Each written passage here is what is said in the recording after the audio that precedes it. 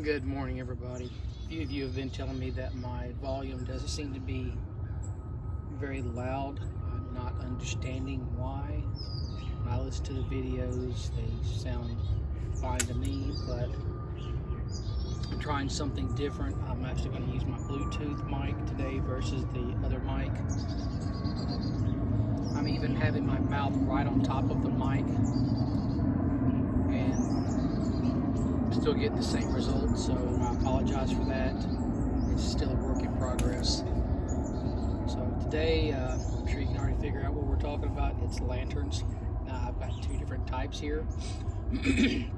I've got a dual fuel powerhouse, which burns really bright. And I've got Old Faithful that I've had for many years. I got that back before I was even driving. So that was back in like 85, 86. There's only a few things that actually can go wrong with one of these, or at least in all the years I've been using them, there's only two things that I've found that actually goes bad. The main one is right here. It's not the whole pump. It's this little piece of rubber, or fake rubber, whatever they've got. They are extremely easy to replace. You just pop this little thing out right here. Not sure if you can see it, but it's got three little indentions that hold it. And the camera's not wanting to focus. It's got three little indentions that hold it into a small groove that's down in here. Sorry about the aircraft. There's nothing I can do. It doesn't matter what time of day I go to start filming. I could be out here for 2 hours and there won't be a single one until I go to film. Murphy's Law. So you pop that loose, try not to bend it too much, and this whole thing will just come right off. And you just put the new one on, put the cap back on it. It just press fits down. Put your little lubricant around it. You can use Vaseline, you can use oil, whatever you choose to do. Just keep it lubricated. That helps make a good seal, so that when you're pumping it, you get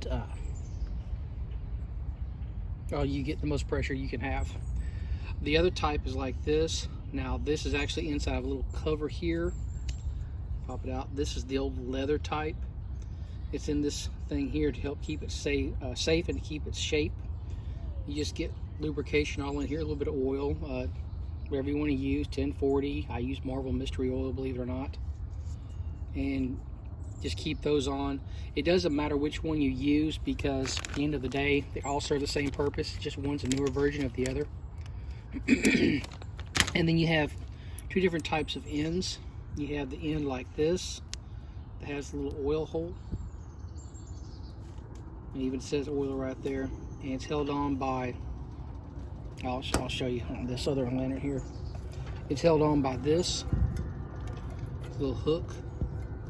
You just take a pair of needle nose pliers and pull that off, and you line it up. It's got holes on the physical body as well. Line it back up, put the new one in, and then you have this type right here. This one's a little bit more of a pain in the butt to get off, but you also see it has an oil hole right here, so you can just put a little bit of oil down it. Now, the other part is actually inside. And it's been so a long time since I've actually had to replace one. You'll have to forgive me for not remembering correctly.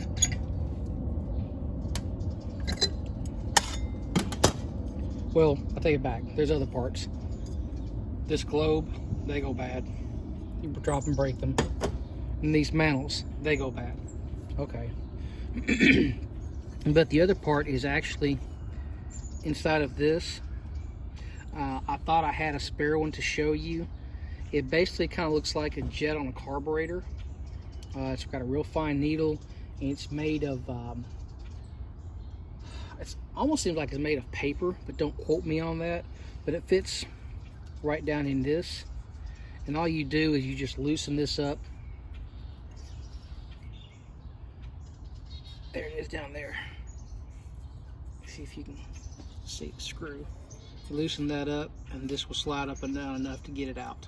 You have to remove this shield too. So, I mean, those are the only things that actually do go bad on a Coleman lantern that I've found. And you very rarely have to replace one of those. In fact, I think I only replaced like 2. I've got lanterns, believe it or not, from the 50s. I've got one lantern that was dated 1953. It's a single globe. It's really neat. My old Sergeant Major gave it to me. So you got to think about this.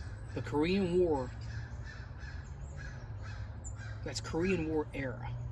So it was really cool. So like I said, this one here is from the mid 80s. So I think I got it in 86. So 96, 2006, 2016, 35 years. And this thing's still going strong. So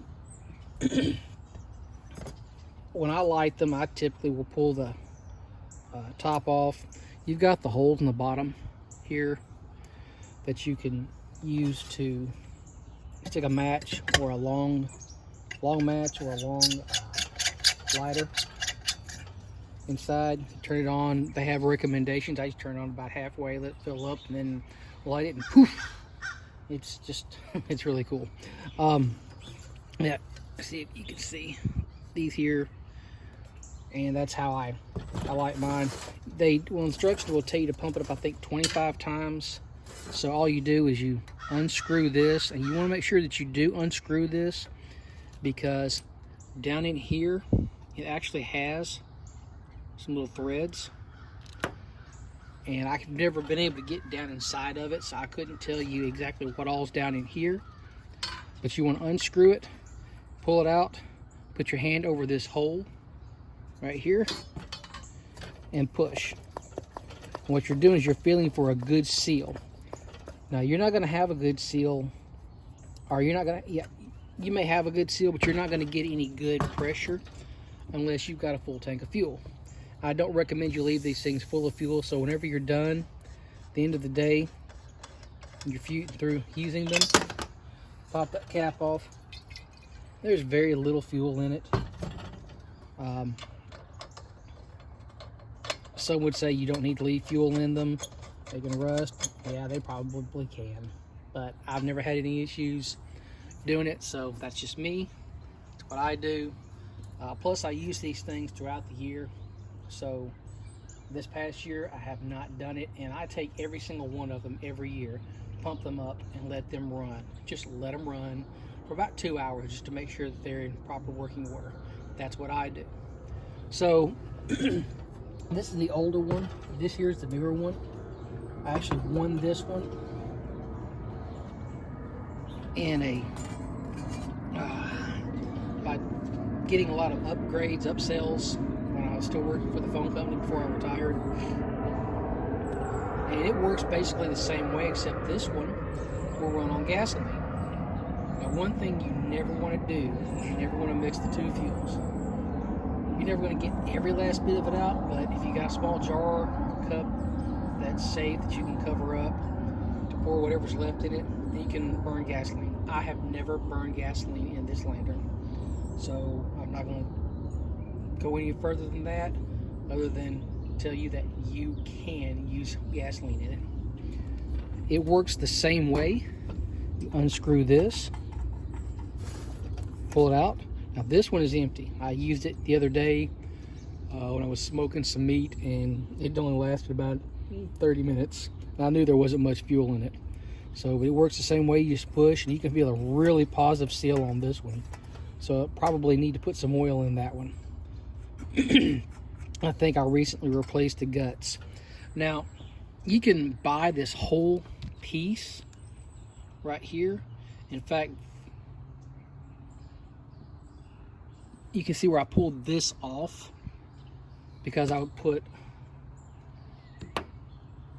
another one in one of the ones that has this type on it. And I wanted to continue to use, I can get that camera, they use this type right here. And I did not want to go with this one. And if I remember correctly, this just would not fit. If I remember correctly, don't quote me on that. It's been some time since I've done that. So other than that, it's really simple. They're a lot of fun.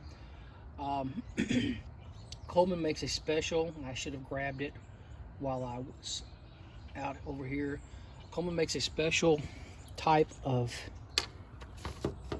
funnel for filling these. Unless you just are overzealous, chances are fairly good that you're not going to have any issues with it. You know, let's take you with me. Let's go to my tool shed / workshop. I want to show you that funnel. It ain't much. I put this in back a long time ago. So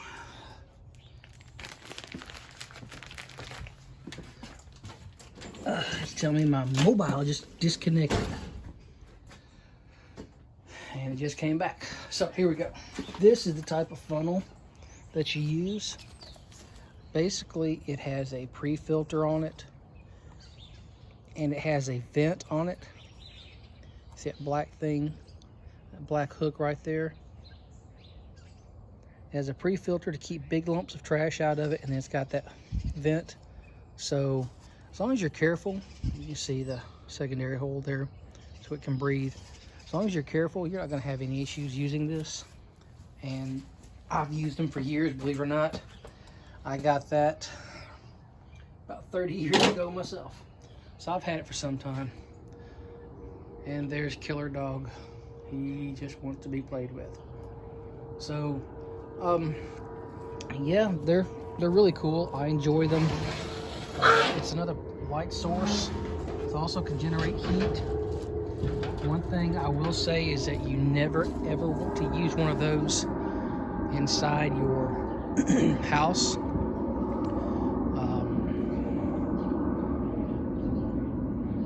I mean, if you just go inside and grab something, that's fine and dandy, but you don't want to be in there for hours on end with it. So don't ever use them inside of a house or a closed area that's not well ventilated. I don't even use it inside my shed, even though it's quite open.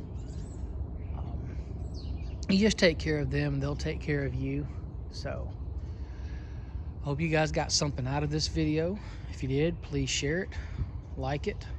If you haven't subscribed, I'd appreciate the subscription. I want to thank everybody that has subscribed and all the comments and suggestions I get. My faithful that's been with me since back when I was still DB Cooper, who I called the perfect prepper or survivalist, because a man jumped out of an airplane in the middle of the night and has never been seen since. So he's out there living, doing something right. But yeah, having said all that, I want you to remember the most important thing. There are a few problems in life that cannot be solved by a battleship broadside. Have a good one, guys.